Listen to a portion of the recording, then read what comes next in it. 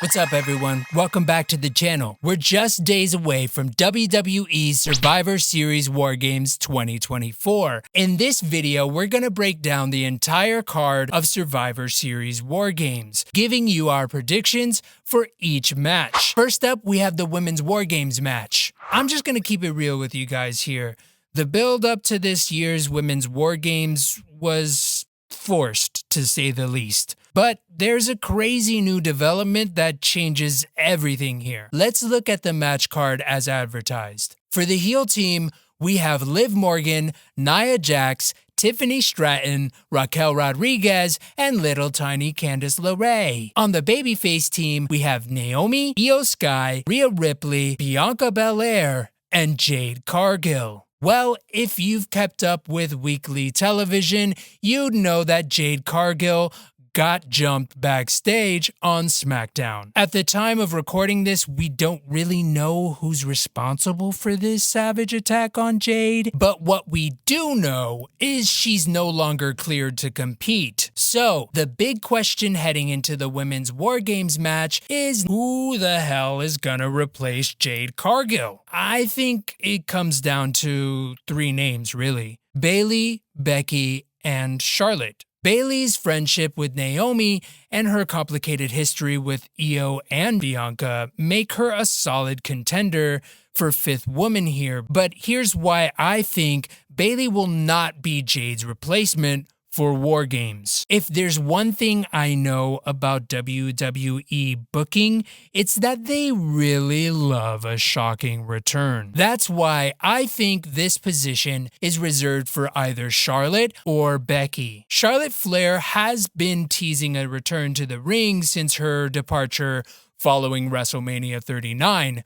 Where she lost the World Heavyweight Championship to Rhea Ripley. Charlotte's return is inevitable, and it could very well take place at Survivor Series WarGames, but I think Royal Rumble is more likely where we will get a Charlotte Flair return. And here's why. Rhea Ripley just returned last week, right? And immediately she joined the WarGames picture to continue her relentless feud with Liv Morgan. Question for you here: who won the heavyweight championship after Rhea vacated it? Who lost that title to Liv Morgan and despises Liv Morgan just as much as Rhea Ripley does? And who would make for a shocking return at Survivor Series? You guessed it, I think the fifth woman here will be none other than Becky Lynch. Liv Morgan sent Becky Lynch into a very dark place before her eventual departure from WWE earlier this year. That's why I think Becky will have a triumphant return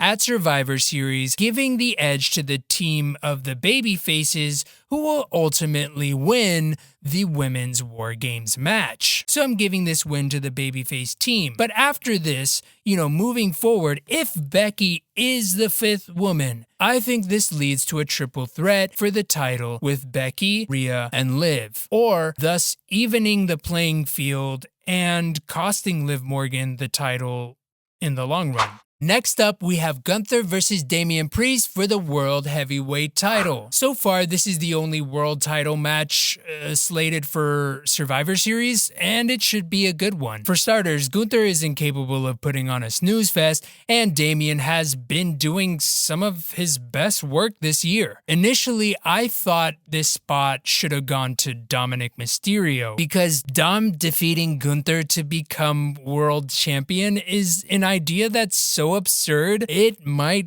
just work. But in the last few weeks, Damian has managed to level up in a way that makes him feel like a bigger, better, more confident version of himself. For the first time in, I think, ever, we've seen a lot of fear in the eyes of Gunther. Damian is beginning to look like an actual threat. I mean, the ring general is seriously doubting himself for the first time since joining the main roster. But while WWE has done a great job at elevating the stakes for this rematch and the outcome no longer feels super predictable, it's still not enough to convince me that Gunther is gonna drop his title to Damian only 3 months into his title reign. So for those reasons, I'm going with Gunther to retain his title against Damian Priest at Survivor Series. Congratulations, Gunther. Sheamus, Braun Breaker, and Ludwig Kaiser in a triple threat match for the Intercontinental title. Braun and Sheamus went one-on-one in a title match on Raw.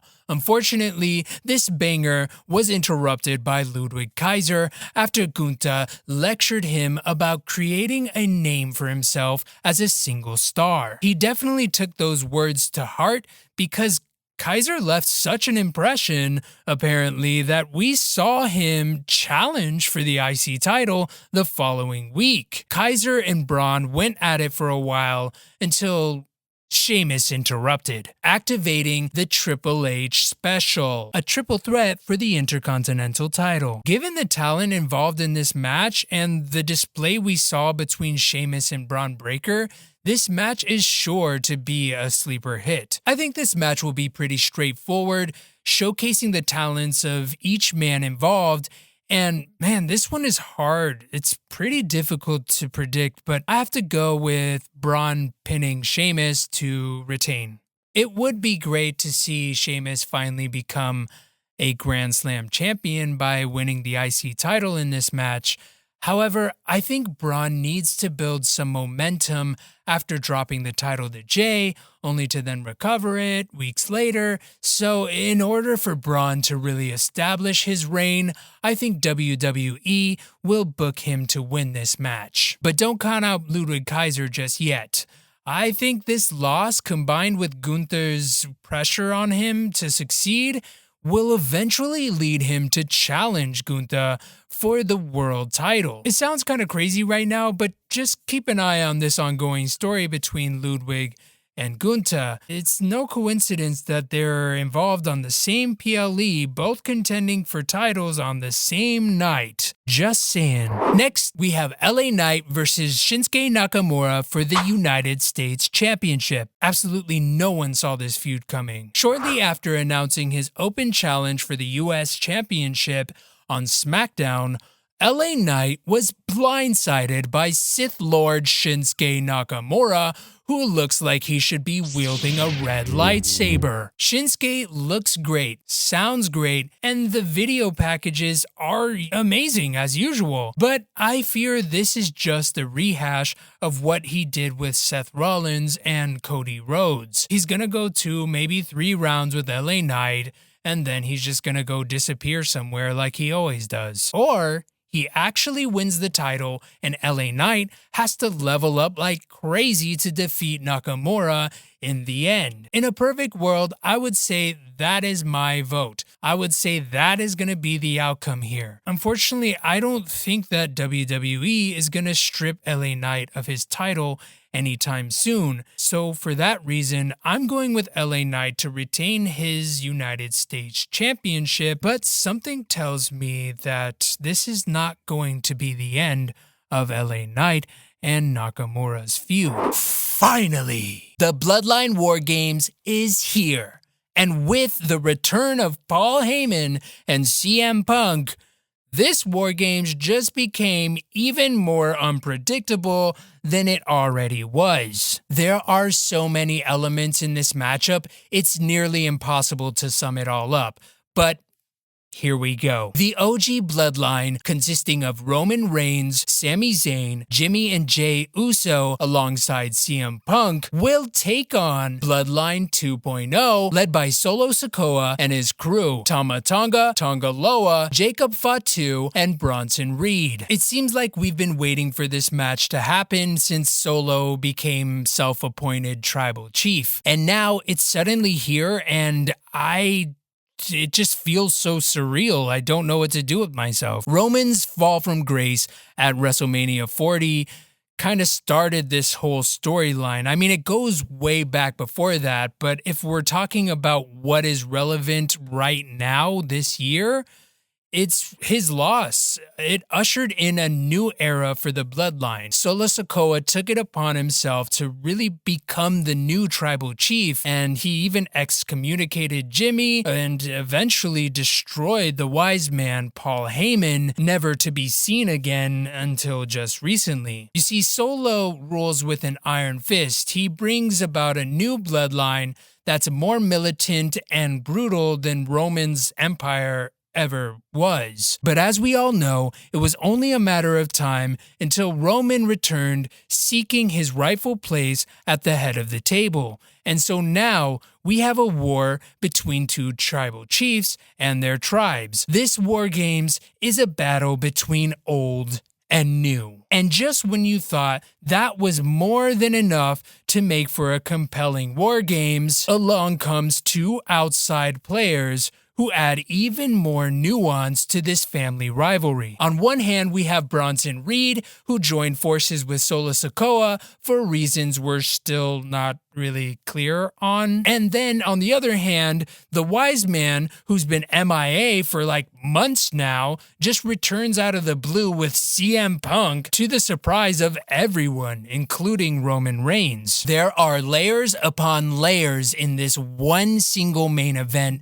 for Survivor Series. But among the many questions surrounding this War Games, one that really stands out to me the most is, can anyone really be trusted here? It's pretty clear that Roman Reigns and CM Punk do not like each other. The OG Bloodline is already hanging on by a thread. CM Punk joining them doesn't fix that. It doesn't suddenly make everything all better. If anything, it's just the beginning of yet another hurdle for the babyface Bloodline. And then there's the question of Paul Heyman's alliance. If you know Paul Heyman, you know that honesty is not in his vocabulary. With that in mind, let's take a look at his appearance here. The wise man is doing his best Solo Sikoa cosplay. And look at his face when Roman and CM Punk look at each other all tense. This is the look of a man who knows something we don't and intends on capitalizing on it. You see, Heyman tends to align himself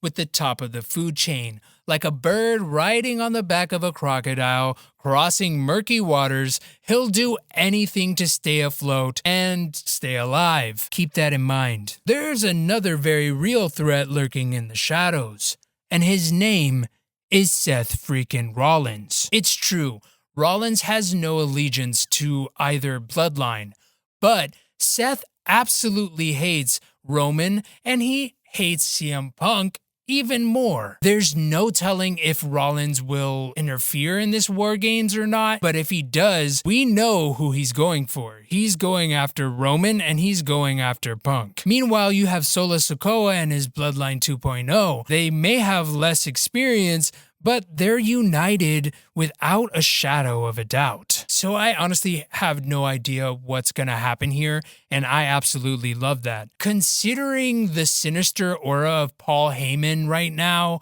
I think the wise man has found his new tribe, and he will turn on the OG Bloodline sooner or later. Maybe that's at War Games. Then there's the question of Rollins, and also, let's not forget the final boss, who sent an ominous message to Roman and Cody and Jimmy at Bad Blood a couple of months ago. If I was a betting man, I would put my money on The Rock returning at the end of Survivor Series War Games. And he's definitely not going to side with Roman. So it looks like there's internal conflict, there's external conflict, and there's a few snakes in the grass for OG Bloodline. The odds are really stacked against the baby faces here. So I gotta say, Bloodline 2.0 walks out of Survivor Series victorious and stronger than ever before. All right, so before we get out of here, I want to add an honorable mention. A match that hasn't really been officially announced, but I think will take place at Survivor Series 2024. And that match is Cody Rhodes versus Kevin Owens. Now, like I said, this match has not been officially announced yet, and I don't think it will. It seems like management wants nothing to do with this blood feud between Cody and KO, but this is bar none the best feud that Cody has had since his championship win against Roman Reigns at WrestleMania 40. It's just too good to pass up, so I think Cody Rhodes and Kevin Owens will have an unsanctioned match or a backstage brawl at Survivor Series. I mean, these two men are practically foaming at the mouth to go to war with one another. I think Cody and Kevin Owens gives us a brief but brutal clash at Survivor Series this year. And Kevin Owens should come out on top, leading to an official match at Saturday night's main event, where the two men are already booked to do battle anyway. This should be a fun and intense spot for us to watch while the arena crew preps double rings for WarGames. If you have a prediction for WarGames that you're just dying to share with the world, or you just want to shoot the shit with wrestling fans, well, it's your lucky day. There's a comment section right down there. And trust, I read all my comments and reply to most. Until next time, thanks for watching.